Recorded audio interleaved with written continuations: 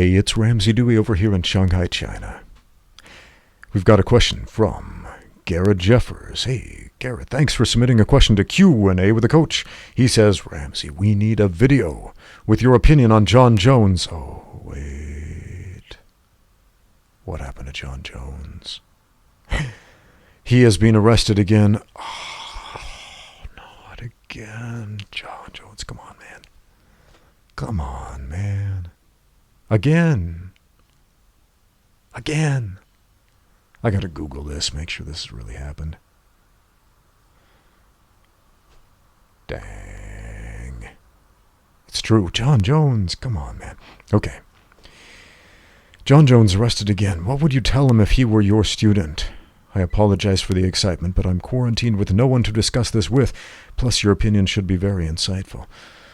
Well, man, that makes me sad. That makes me sad. Jon Jones is one of the most exciting fighters, one of the most talented fighters, one of those fighters that has so much potential. And he always has. And, man, it made my heart sink when, the last time he got that suspension from the sport of MMA, and I felt like, oh, man, the fans are missing out. The fans are missing out on so much. And I was depressing, and I was excited to see Jon Jones back in the octagon for his last fight. Kind of sad to see him showing some ring rust there. But I thought, okay, yeah, that's a good warm-up fight for him. Good tune-up fight. He'll give us some great performances yet, and then we have this. What would I tell him if I was his coach? Man. I don't know. I would try to understand what's going on there. Clearly, the man has a problem with alcohol that I don't understand. I don't drink. I never have. I don't understand chemical dependency to alcohol, why that is so necessary for people who believe that they need it to cope with the world, to cope with life, to cope with their troubles. It's always shocking to me when I see people who seem to have it all. They have money, they have fame, they have everything money can buy. Whatever they need, they've got. But they're sad. They're depressed. Money didn't buy them happiness. We hear stories of rich, famous people who have all this stuff, all the things, all the experiences, but they commit suicide, or they turn to alcoholism or drugs or all these other things to try to solve some other problem that the money and the fame don't solve. And it looks to me Jon Jones is dealing with something in his life I don't understand, and most of us have no way of understanding. We have this guy who, again, talented young man. He was a talented young man, and he shot to the top relatively quickly. He became a superstar relatively quickly in the UFC. He became the it guy, the man of the moment, relatively quickly. Going from relative obscurity to that's a strange experience, I imagine. You might have heard these stories about people who won the lottery, won $1 million, $10 million, some ridiculous sum of money. Some hillbillies who lived out in the middle of nowhere. They've lived in a shack. They won $10 million, and then a couple months later, they're broke again. How does that work? How does that happen? And, of course, we hear that, and we're like, oh, those silly people. If I won that money, I wouldn't do that. I wouldn't lose it. I would invest it. I'd get this and this and this, and then... But what we should be doing is trying to understand why that happens. Try to understand that poverty mentality that those poor people who win the lottery are dealing with. Why they go from being temporary millionaires to losing it all a few months later. Easy come, easy go, as the old aphorism says, but it's more than that. It's the poverty mentality. This idea that, especially in a country like the United States, where it's tough to be poor, man. It is tough to be poor. A lot of you know what I'm talking about, man. When you got to work like 3 jobs just to make ends meet, and you still have to take out credit on your credit card just to buy food or something like that. And you're wondering, man, what am I going to do? What am I going to do? I can't afford to get sick. I can't go see a doctor. I can't do this. I can't do that. You're always telling yourself what you can't do. Can't do this, can't do that, because it'll bankrupt me, because I can't afford it. What am I going to do? And you go to the grocery store and you think, man, you know what rich is? Rich is being able to go to the grocery store and throw whatever you want in your cart without looking at the price tag. You don't have to get the off-brand stuff. You can get this.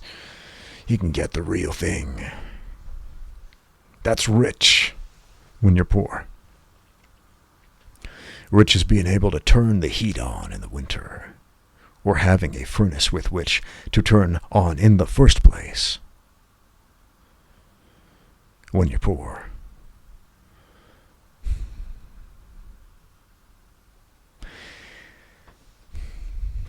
So why do these folks with a poverty mentality, when they get it quickly, lose it quickly?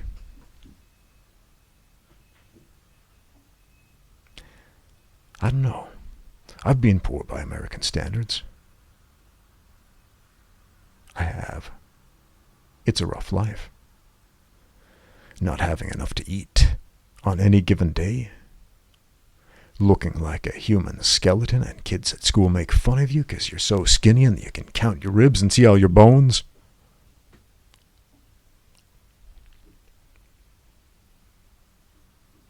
Not having what the Joneses up the street have.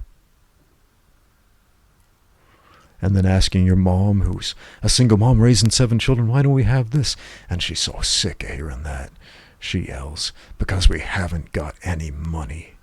And you're trying to wrap your 5-year-old mind around that. Why? Why? I don't understand. Because no 5-year-old understands economics.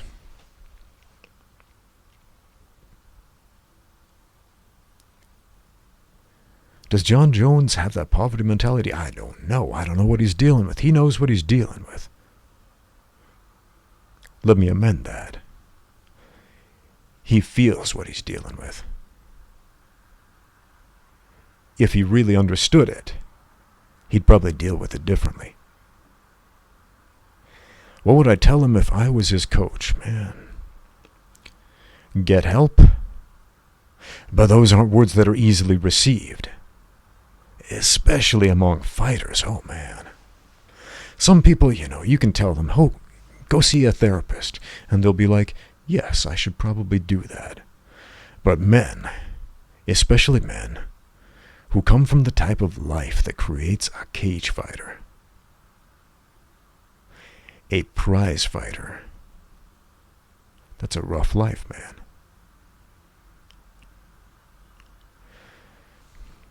When you're a man, people have all these expectations that you are tough, that you grin and bear it when you feel pain, that you just deal with your problems quietly by yourself. You don't complain about it.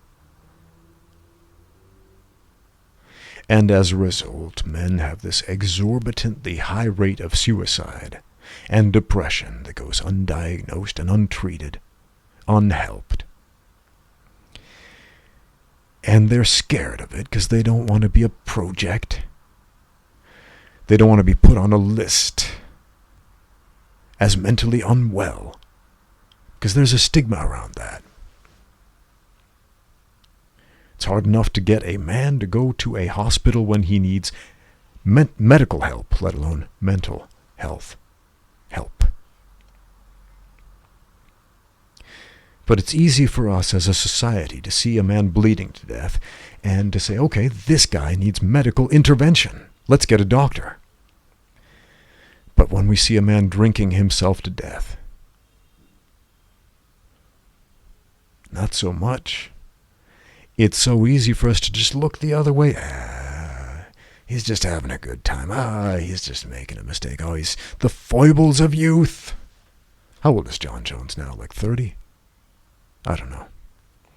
He's not a young man anymore. But it's easy for us to look the other way when somebody's dying up here, which is a shame.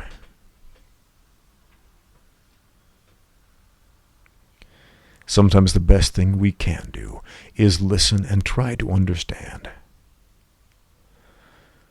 One thing in the nature of men, besides our nature to just grin and bear it no matter what until we die,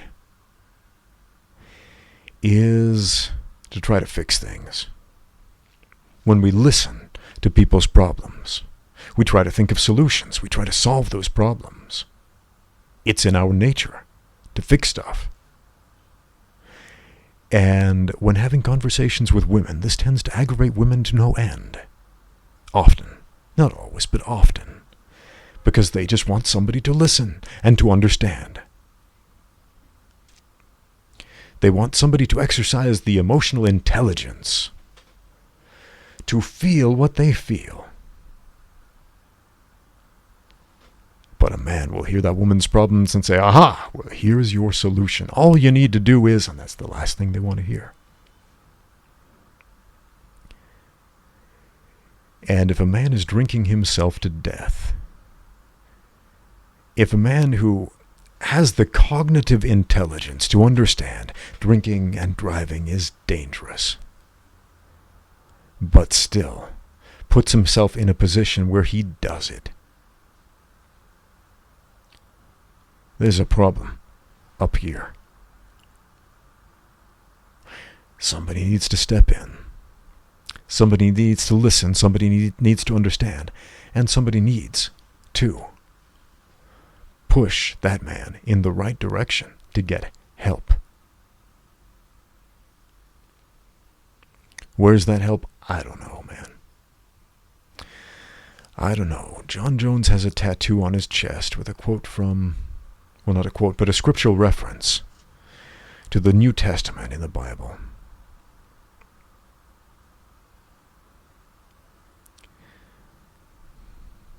I can do all things through Christ, which strengtheneth me. It's a quote from the Apostle Paul, and without the correct context, kind of makes it sound like Jesus can give you superpowers. You ever see the Power Team, that old group of Christian, they were like martial artist strongman guys who would smash stacks of concrete, like, through the power of Jesus, I break this stack of concrete bricks, boom. And you'd be like, no, that's through the power of your giant biceps you broke those. Because you're a 400-pound muscle man. The correct context of that scripture, I can do all things through Christ who strengtheneth me. Paul was in prison. He was suffering. He was in a bad spot. And he wrote about it. He said, I have experienced ups, I have experienced downs. I'm paraphrasing here. I've experienced highs and lows. I've had a lot of crazy stuff thrown at me. I have seen some things in my life. I have suffered because of what I believe and what I've taught, what I have preached. And I've been a persecutor on the other end of the spectrum, making others suffer because of what they taught and what they preached and what they believed. He's seen it all. He's seen a broad range of human experiences. And he said, because of my belief in Christ, what Christ has promised, I can make it through this. Not I can smash through giant stacks of bricks because I believe hard enough. Not I can have super strength and win cage fights because I believe hard enough. But because I believe in Jesus, who's asked me to live a certain way, to love God above all else and to love others as myself, because of that, when the tough times come, I can make it through the tough times. Even if that's most of the time. I can make it through that and still love God and love others as myself. when the tough gets going. When people persecute me, when they throw me in jail, I can still love others and love myself and love God above all else. That's all things, my friends. I don't know, maybe you'd take it personally if I pointed out that tattoo on his chest. Read up on that. Study up on that. There's some wisdom in that. You're going through a tough time. The man who penned those words went through a tough time. Read about it.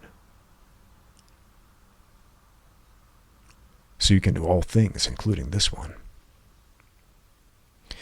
So that would be my advice for Jon Jones. On the off chance he's listening, I hope that helps, my friend. Thanks for watching.